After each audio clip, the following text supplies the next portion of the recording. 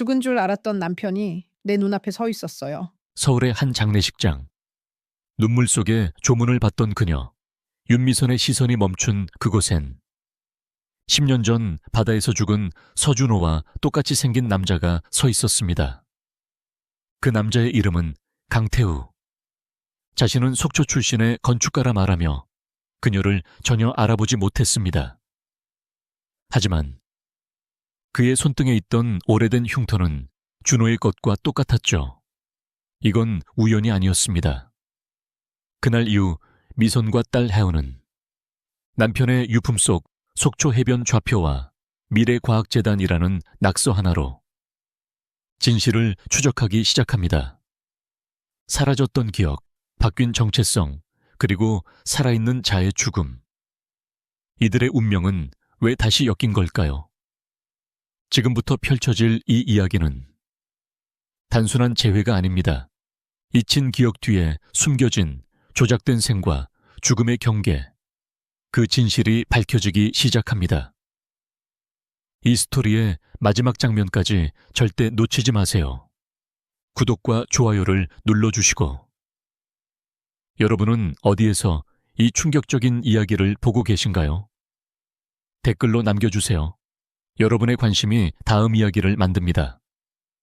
윤미선 42세 건축사무소 대표입니다. 서울 강남에서 미래공간이라는 작지만 알찬 건축사무소를 운영하며 주로 친환경 주택과 상업공간 디자인을 담당하고 있죠. 그녀의 작품은 자연과 공존하는 공간이라는 평가를 받으며 건축계에서 나름의 명성을 얻었습니다. 하지만 그 모든 성공 뒤에는 10년간의 고통스러운 시간이 있었습니다. 그녀의 딸 혜은은 올해 21살, 대학교 3학년이죠. 서울예대에서 시각디자인을 전공하고 있는 재능 있는 학생입니다. 혜은은 어린 나이에 아버지를 잃었지만 강인한 어머니 밑에서 밝고 건강하게 자랐습니다. 그녀의 작품 속에는 언제나 아버지에 대한 그리움이 묻어 있었죠. 남편 서준호는 10년 전 한강에서 실종됐습니다.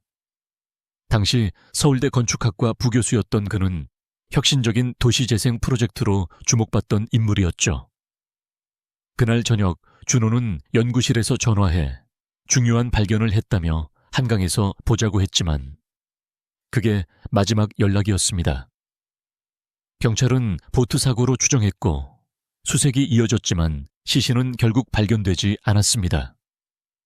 1년 후 그는 법적으로 사망 선고를 받았죠. 미선에게 그날은 인생에서 가장 어두운 날이었습니다. 11살이던 혜은에게 아빠가 하늘나라로 갔다고 설명해야 했고 혼자서 가정과 직장을 꾸려나가야 했습니다. 아침마다 눈을 뜨는 것이 고통이었지만 딸을 위해 강해져야 했죠. 시간이 흐르면서 미선은 그 아픔을 디자인에 녹여내며 자신만의 건축 철학을 완성해 나갔습니다. 그런데 어머니 친구인 이명숙 여사의 장례식장에서 본 남자는 분명 준호였습니다.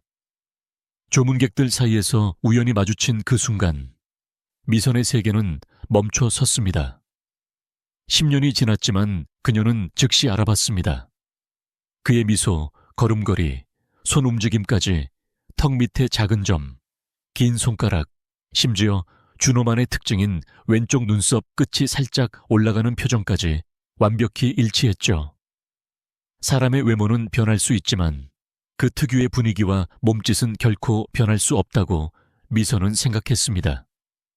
심장이 거의 멈출 것 같은 느낌으로 미선은 용기를 내어 그에게 다가갔습니다. 손은 떨리고 입은 바짝 말랐지만 그 이름을 불러야만 했습니다. 준호 씨, 그가 돌아봤습니다. 검은 양복을 입은 그의 모습은 10년 전과 달라진 게 거의 없었습니다. 하지만 그의 눈에는 혼란스러움만이 있었죠. 미선을 보는 그 눈빛에는 친밀함이나 인식의 흔적이 전혀 없었습니다. 죄송합니다만 저를 아시나요? 제 이름은 강태우입니다. 그의 목소리마저 준호의 것이었습니다. 조금 더 낮아졌을 뿐 그 특유의 부드러운 어조는 그대로였습니다. 미선은 숨을 쉴 수가 없었습니다. 제가 잘못 알았네요. 누구와 착각했나 봐요. 죄송합니다. 미선은 당황한 미소를 지으며 사과했지만 그의 눈을 계속 응시했습니다. 그 눈동자 깊숙한 곳에서 준호의 흔적을 찾고 싶었지만 그곳에는 낯선 사람의 공허함만이 있었습니다. 그가 건네준 명함에는 강태우, 속초 해안건축사무소라고 적혀 있었습니다. 영문으로는 태우캉, 속초, 코스트 아키텍처라고 쓰여 있었죠. 미선은 자신이 착각했다고 생각했습니다. 슬픔에 잠긴 자신의 마음이 낯선 사람을 남편으로 착각하게 만든 것일까요? 그럴 리가 없었습니다. 건축가로서 그녀는 항상 디테일에 집중했고 착각하는 법이 없었습니다. 그런데 그때 그가 펜을 꺼내 미선에게 무언가를 적어주려는데 오른손을 뻗는 순간 셔츠 소매가 살짝 올라가면서 그의 손등이 보였습니다. 미선의 눈이 그 자리에 고정됐습니다.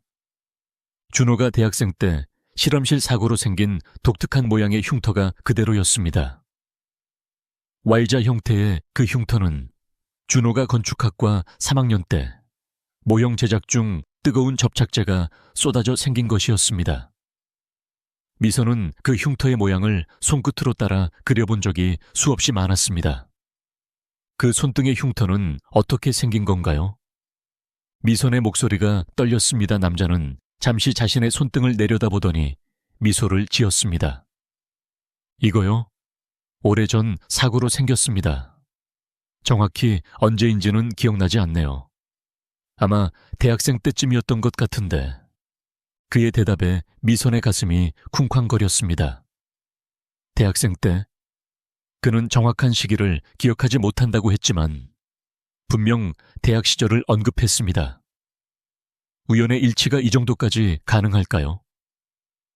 짧은 대화였지만 미선은 확신했습니다.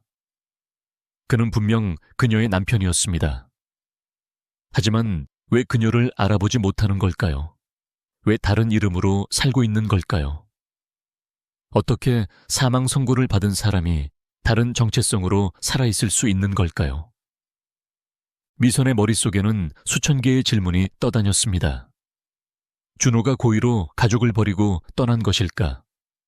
아니면 기억 상실증, 혹은 더 음모적인 무언가가 있는 걸까? 10년 동안 그는 어디서 무엇을 하고 있었을까? 가장 중요한 것은 10년 전 한강에서 정말 무슨 일이 있었던 걸까요? 집으로 돌아온 미선은 어떻게 이 충격적인 사실을 혜은에게 말해야 할지 망설였습니다. 아파트 현관문을 열고 들어서자 컴퓨터 앞에 앉아 과제에 몰두하던 하은이 반갑게 맞이했습니다. 엄마, 저녁 먹었어요? 제가 김치찌개 끓여놨어요.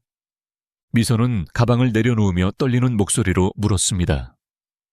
혜은아, 잠깐 얘기 좀 할 수 있을까?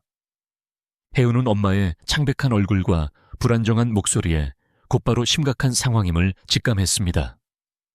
미선은 소파에 앉아 오늘 장례식장에서 있었던 일을 하나하나 설명했습니다.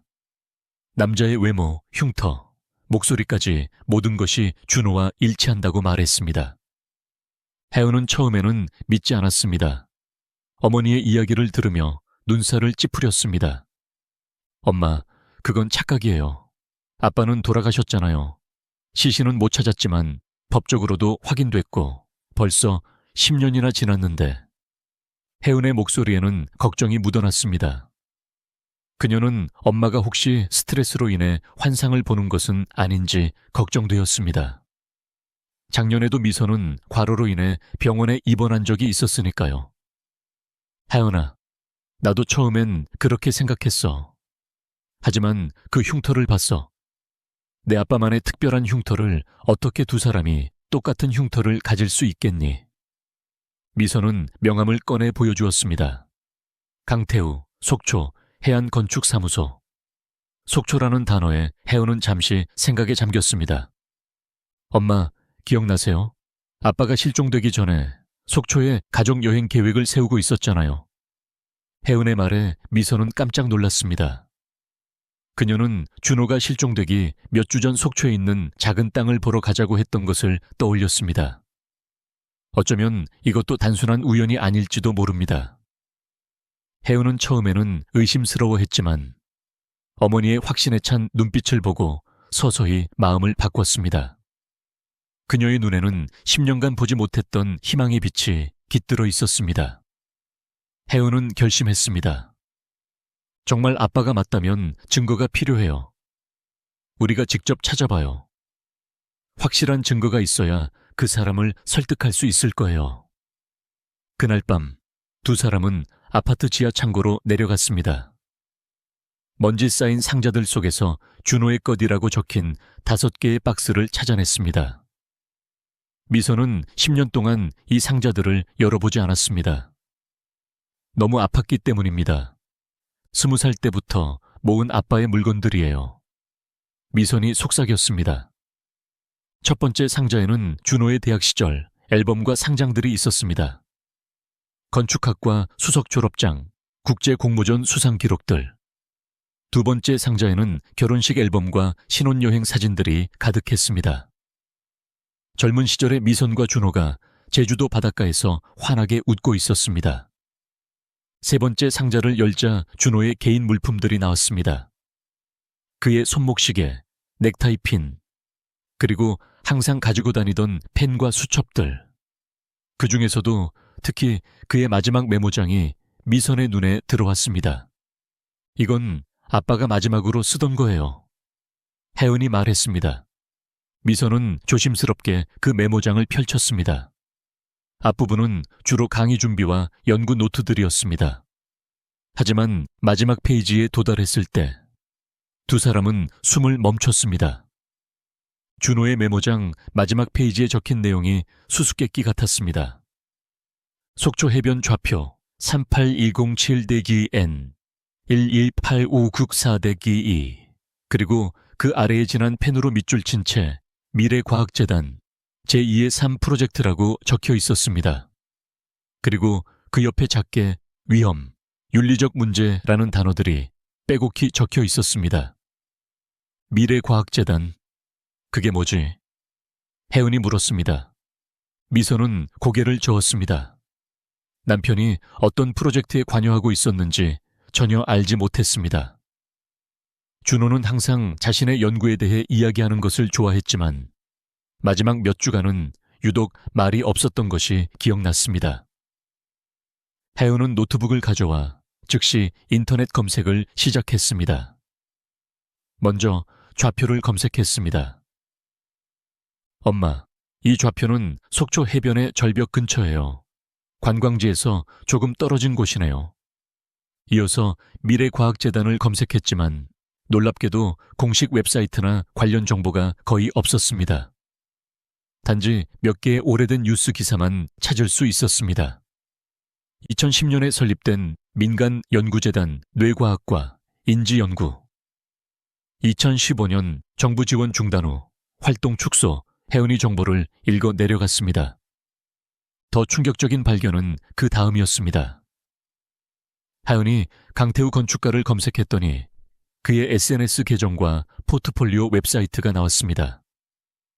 하지만 이상한 점이 있었습니다. 그의 모든 온라인 흔적, SNS 게시물, 작품 이력 등이 모두 8년 전부터 시작되었습니다. 그 이전의 삶에 대한 정보는 전혀 없었죠. 마치 8년 전에 그의 삶이 갑자기 시작된 것처럼 보였습니다. 엄마, 보세요. 강태우라는 사람의 첫 SNS 게시물은 8년 전 속초 해변 사진이에요. 캡션에는 새로운 시작이라고 적혀 있어요. 혜은은 날짜를 확인하고 급히 달력을 찾았습니다. 이 날짜 아빠가 실종된 지 정확히 2년 후예요. 미선의 손이 떨렸습니다. 그녀는 강태우의 인스타그램 프로필 사진을 자세히 살펴봤습니다. 그의 미소, 그의 눈, 의심의 여지가 없었습니다. 네 번째 상자에서는 준호의 학술 자료와 연구 파일들이 나왔습니다. 그 중에는 신경가소성과 기억 재구성이라는 제목의 논문 초안도 있었습니다. 미선은 이 자료들을 나중에 자세히 살펴보기로 했습니다. 마지막 상자에는 가족 비디오가 들어 있었습니다. 혜은의 첫 생일, 가족 휴가, 그리고 준호의 마지막 생일 파티. 미소는 이 비디오들을 보며 확실한 증거를 찾을 수 있을 것이라고 생각했습니다. 밤이 깊어가는 동안 두 사람은 발견한 모든 단서들을 정리했습니다. 거실 벽에는 준호의 사진과 강태우의 SNS 사진을 나란히 붙여놓았고 지도에는 속초 좌표를 표시했습니다. 그들은 이제 작은 탐정이 된 것 같았습니다. 새벽 3시, 혜은은 엄마의 손을 꼭 잡았습니다. 그녀의 눈에는 결연한 의지가 빛났습니다. 엄마, 우리가 직접 진실을 찾아야 해요. 아빠가 정말 살아있다면, 그리고 무슨 이유로 우리를 기억하지 못한다면 우리가 도와줘야 해요. 미소는 딸의 손을 마주 잡았습니다. 10년 동안 가슴속에 묻어두었던 희망이 다시 타오르기 시작했습니다. 그래, 아빠를 되찾아오자 무슨 일이 있었는지 반드시 알아내겠어. 창밖으로 서서히 동이 트기 시작했습니다. 새로운 날, 그리고 새로운 시작의 빛이 어둠을 밀어내고 있었습니다. 다음 날 아침, 미소는 새벽부터 일어나 거울 앞에 섰습니다. 오랜만에 화장을 꼼꼼히 하고 정장을 꺼내 입었습니다. 혜은이 의아한 눈빛으로 바라보자 미소는 씁쓸한 미소를 지었습니다. 오늘 강태우 씨를 만나러 가볼 거야. 인터넷에서 그가 삼성동에서 열리는 건축 박람회에 참석한다는 정보를 찾았어. 혜은은 걱정스러운 눈빛으로 물었습니다. 혼자 가실 거예요? 제가 같이 갈게요. 아니, 내가 먼저 상황을 파악해 볼게. 갑자기 우리 둘이 나타나면 그가 경계할 수도 있어. 미소는 명함에 적힌 주소를 GPS에 입력했습니다. 강남구 삼성동의 한 오피스 빌딩이었습니다. 차를 운전하면서 그녀는 무엇을 말해야 할지 계속 시뮬레이션 했습니다. 진실을 바로 말할까? 아니면 시간을 두고 접근할까? 그의 기억이 돌아올까? 만약 돌아오지 않는다면 삼성동 프라임타워 17층 유리문에는 해안건축사무소 서울지사라고 적혀 있었습니다. 미소는 깊게 숨을 들이마시고 문을 열었습니다. 모던한 인테리어의 사무실 안에는 건축 모형과 도면들이 전시되어 있었습니다. 리셉션 데스크에 앉은 여성이 미소를 지으며 맞이했습니다. 안녕하세요. 무엇을 도와드릴까요? 강태우 대표님을 뵙고 싶은데요. 어제 장례식장에서 명함을 받았습니다. 강 대표님은 지금 회의 중이신데요. 30분 정도 후에 가능하실 것 같습니다. 혹시 약속이 있으셨나요? 아니요. 그냥 상담을 받고 싶어서요. 기다릴 수 있을까요? 미소는 로비에 앉아 주변을 살폈습니다. 벽에 걸린 프로젝트 사진들 중에는 속초의 해안 리조트와 서울의 상업 건물들이 있었습니다. 그녀는 프로젝트 책자를 펼쳐보았습니다. 강태우의 작품들은 절제된 선과 자연 친화적인 디자인이 특징이었습니다.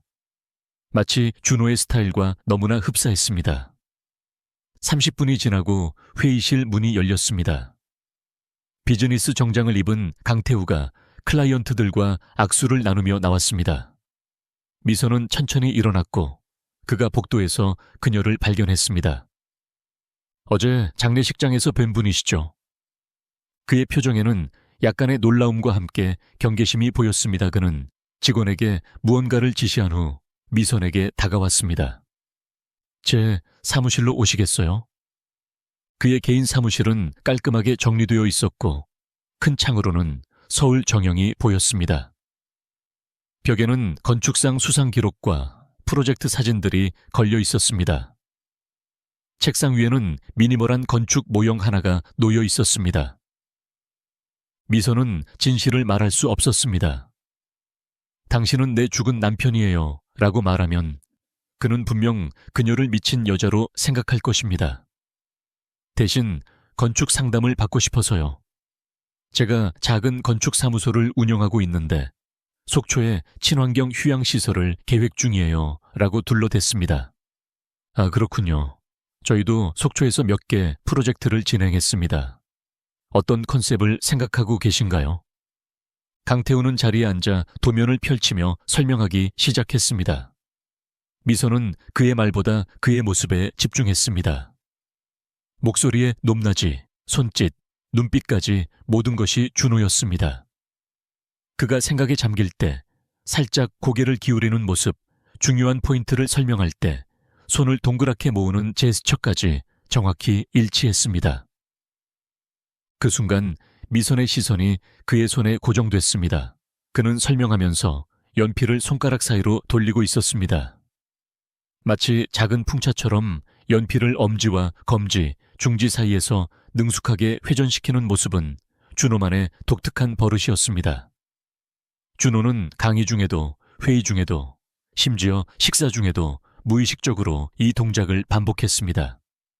건축과 무관한 사람들은 절대 갖지 않을 특별한 습관이었습니다. 미선은 자신도 모르게 말을 내뱉었습니다. 당신, 그 습관. 강태우는 설명을 멈추고 혼란스러운 표정으로 연필을 내려놓았습니다. 무슨 습관이요?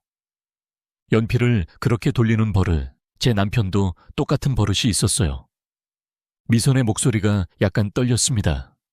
강태우는 잠시 자신의 손을 내려다보더니 미소를 지었습니다. 아, 이거요. 오래된 습관이네요. 건축가들 중에는 꽤 흔한 버릇이라고 들었어요. 정밀한 도면 작업을 많이 해서 그런가 봐요. 그는 무심코 대답했지만 미선은 계속해서 그를 관찰했습니다. 그의 책상 위에는 물 한 잔이 놓여 있었고 그는 말을 하면서 무의식적으로 컵을 시계 방향으로 3번 돌린 뒤 물을 마셨습니다. 이건 역시 준호의 습관이었습니다. 당신의 남편도 건축가셨나요? 그의 질문에 미선은 잠시 망설였습니다. 그리고 결심했습니다. 네, 서울대 건축학과 교수였어요. 10년 전의 사고로 세상을 떠났어요. 강태우의 표정이 변했습니다. 그의 눈에 일순간 불편함이 스쳐 지나갔습니다. 마치 두통이 찾아온 것처럼 그는 살짝 눈썹을 찌푸렸습니다. 유감입니다. 건축계에서는 어떤 분이셨나요? 도시재생과 친환경 건축으로 유명했죠. 특히 자연과 건물의 조화를 중요시했어요. 당신의 작품처럼요. 미선은 용기를 내어 한 걸음 더 나아갔습니다. 혹시 교통사고 이야기를 하셨는데 어떤 사고였나요? 그의 표정이 다시 한번 변했습니다. 불편함이 명확하게 드러났습니다. 죄송합니다만 저는 당신의 남편이 아닙니다. 저는 강태우고 8년 전 속초 해안도로에서 교통사고로 기억을 일부 잃었지만 그 전에도 분명 강태우였어요. 제 친척들이 그렇게 말해줬으니까요. 미선은 그의 말에 집중했습니다. 기억을 일부 잃었다는 부분이 중요했습니다. 어쩌면 이것이 핵심 단서일 수도 있었습니다. 교통사고요? 미선이 더 묻기도 전에 갑자기 사무실 문이 열리며 한 남자가 들어왔습니다. 40대 중반으로 보이는 날카로운 인상의 남자였습니다. 그는 미선을 보자 잠시 멈칫했습니다. 태우, 회의 준비됐어. 대기업 클라이언트 미팅 있잖아. 강태우는 즉시 자세를 바로 했습니다. 그의 태도가 갑자기 경직되었습니다. 정민우 이사님, 네, 건축 상담차 오신 분입니다.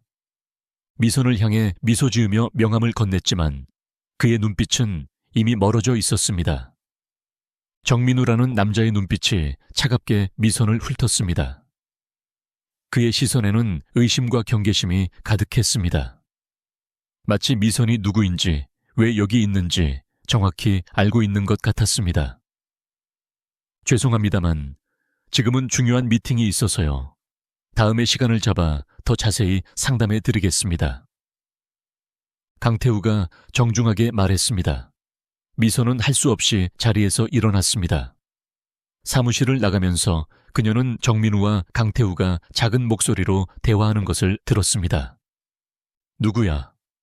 어제 장례식에서 만난 분이에요. 건축 상담하러 오셨대요. 장례식에서 뭐라고 했어? 별거 아니에요, 이사님. 정민우의 눈빛이 미선의 뒷모습을 쫓았습니다. 그 순간 미선은 본능적으로 위험을 감지했습니다. 그 사람은 뭔가를 알고 있었고 그것을 숨기려 하고 있었습니다. 엘리베이터에 오르며 미선은 결심했습니다. 이 정민우라는 인물에 대해 반드시 알아내야 한다고. 그가 준호와 강태우 사이의 연결고리일지도 모릅니다. 사무실을 나온 미선은 차 안에서 혜은에게 바로 전화했습니다. 혜은은 대학 도서관에서 아버지의 실종 관련 자료를 찾고 있었습니다. 혜은아, 방금 그 사람 만났어. 확실해. 그 사람은 아빠야. 습관, 말투, 모든 게 똑같아. 엄마, 저도 뭔가 발견했어요. 도서관 신문 자료실에서 10년 전 기사들을 찾았거든요. 두 사람은 급히 만나기로 했습니다. 미선이 대학 도서관에 도착했을 때 혜은은 이미 여러 기사들을 프린트해 놓고 있었습니다. 엄마, 이거 봐요. 혜은이 가리킨 신문 기사의 헤드라인은 선명했습니다. 서울대 건축학과 서준호 교수, 한강에서 실종 생존 가능성 희박. 그 아래 작은 글씨로 쓰인 부분에 준호 교수는 최근 미래과학재단과 협력 연구 중이었으며 라는 내용이 있었습니다. 미선은 이 부분을 전혀 기억하지 못했습니다. 당시 충격으로 세부 사항들을 제대로 확인하지 못했던 것입니다. 혜은은 노트북을 열어 준호의 이메일 계정에 로그인했습니다. 미선은 놀라서 물었습니다. 이게 어떻게? 엄마, 아빠, 구글 계정이요. 제가 고등학생 때 학교 프로젝트 자료를 찾다가 아빠 노트북에서 비밀번호를 찾았어요. 그때는 그냥 궁금해서 봤는데 지금까지 계정이 살아있네요. 10년이 지났지만 놀랍게도 계정은 여전히 접속 가능했습니다. 메일함에는 미래과학재단의 이지원 박사와 주고받은 이메일들이 여럿 있었습니다. 마지막 이메일 내용은 충격적이었습니다. 준호 교수님, 프로젝트의 윤리적 문제를 이해합니다만 우리는 이미 너무 많은 투자를 했습니다. 내일 미팅에서 다시 논의해보죠. 이지원. 날짜는 준호가 실종된 바로 전날이었습니다. 아빠의 마지막 프로젝트가 이 미래과학재단이었어요. 여기 일정표를 보니까 실종 당일 저녁에 한강 근처 카페에서 이지원이라는 사람과 만나기로 되어 있어요. 미선과 혜은은 서로를 바라봤습니다. 이제 실종 사건에 새로운 단서가 생긴 것입니다. 이지원 박사는 지금 어디 있을까?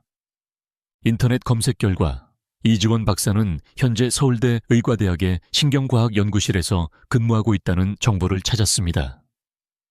하지만 미선은 직접적인 접근보다 더 신뢰할 수 있는 정보원이 필요하다고 생각했습니다. 준호의 옛 동료 김 교수를 만나봐야 할 것 같아. 그 사람이라면 뭔가 알고 있을 거야. 김민석 교수는 준호와 대학원 시절부터 친구였고 지금은 서울대 건축학과 학과장이었습니다. 그는 준호의 실종 당시 가장 적극적으로 수색에 참여했던 사람이기도 했습니다. 그날 오후 준호의 대학 동료였던 김 교수를 찾아간 모녀 그의 연구실은 마치 시간이 멈춘 듯 10년 전 모습 그대로였습니다. 벽에는 준호와 함께 찍은 사진도 여전히 걸려 있었습니다. 미선 씨, 오랜만이네요. 하은이도 많이 컸군요. 김 교수는 반갑게 두 사람을 맞이했지만 미선이 방문 목적을 말하자 그의 표정이 급격히 변했습니다. 미래과학재단. 김 교수의 얼굴이 창백해졌습니다. 왜 갑자기 그걸 물어보시죠? 그의 반응은 미선과 하은의 예상을 훨씬 뛰어넘는 것이었습니다. 미선은 더 이상 숨길 필요가 없다고 판단했습니다. 교수님, 제 남편이 살아있어요. 다른 사람으로 살고 있어요. 강태우라는 이름으로요. 김 교수는 책상 앞에 앉아있던 자리에서 벌떡 일어났습니다. 그리고는 연구실 문을 걸어 잠그고 창문 블라인드를 내렸습니다.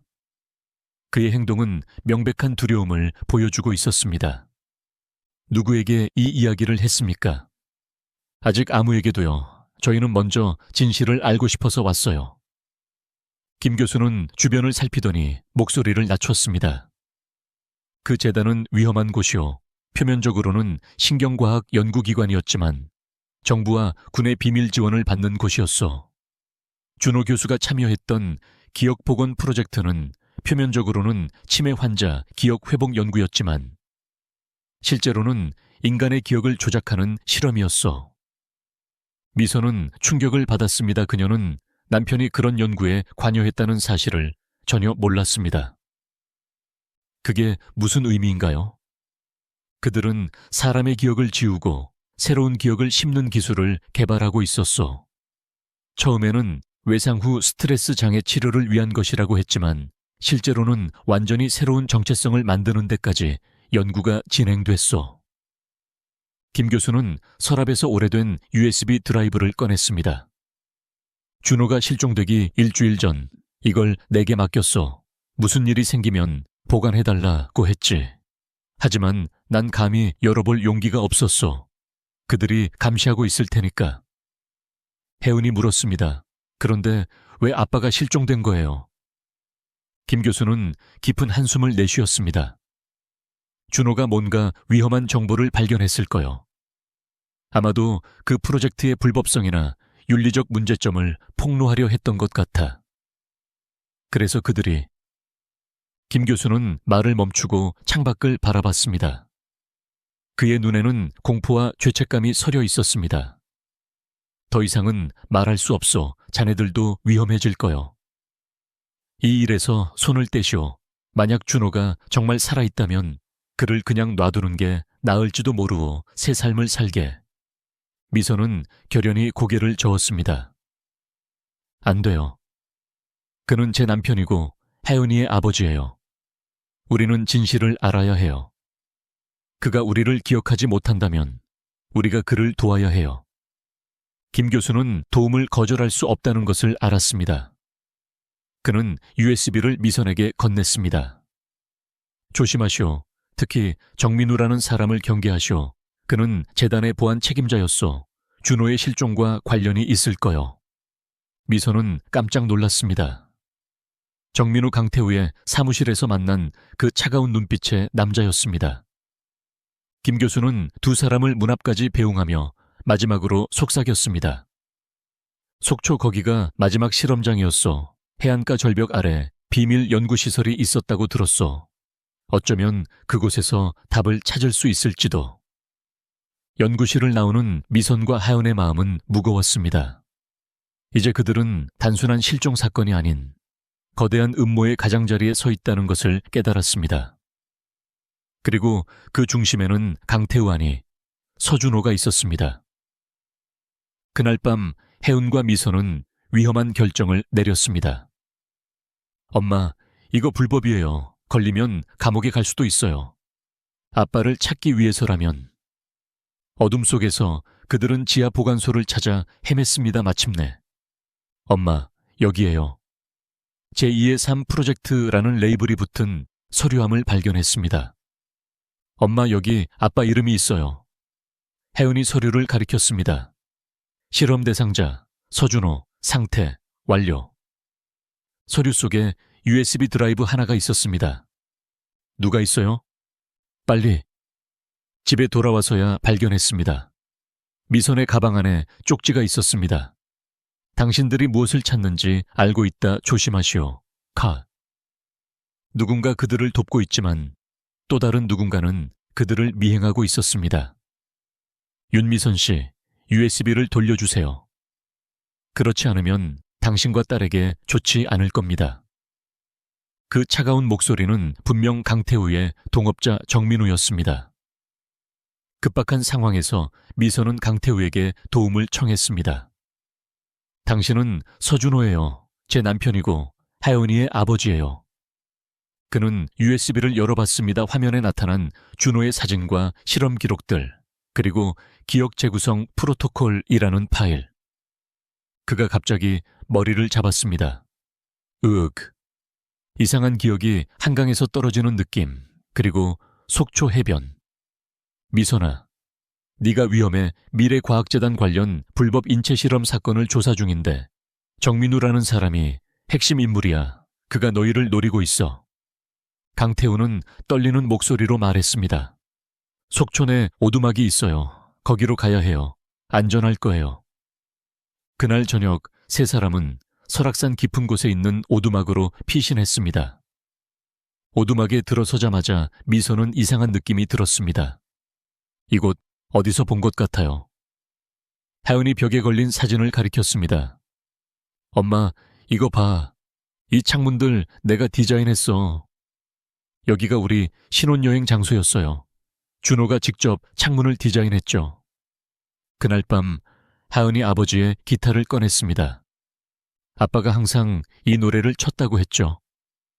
그의 손가락이 기타 위를 맴돌더니 갑자기 준호가 늘 치던 멜로디를 연주하기 시작했습니다. 어떻게 내가 이 곡을 알지? 당신의 몸이 기억하고 있어요. 내가 정말 서준호라면 왜 가족을 버리고 다른 삶을 살았을까요? 그건 말이 안 돼요. 그들이 찾아왔어요. 서둘러 짐을 챙겨 뒷문으로 나간 세 사람 폭우가 쏟아지는 가운데 산속 깊은 곳으로 도망쳤습니다. 이쪽이에요.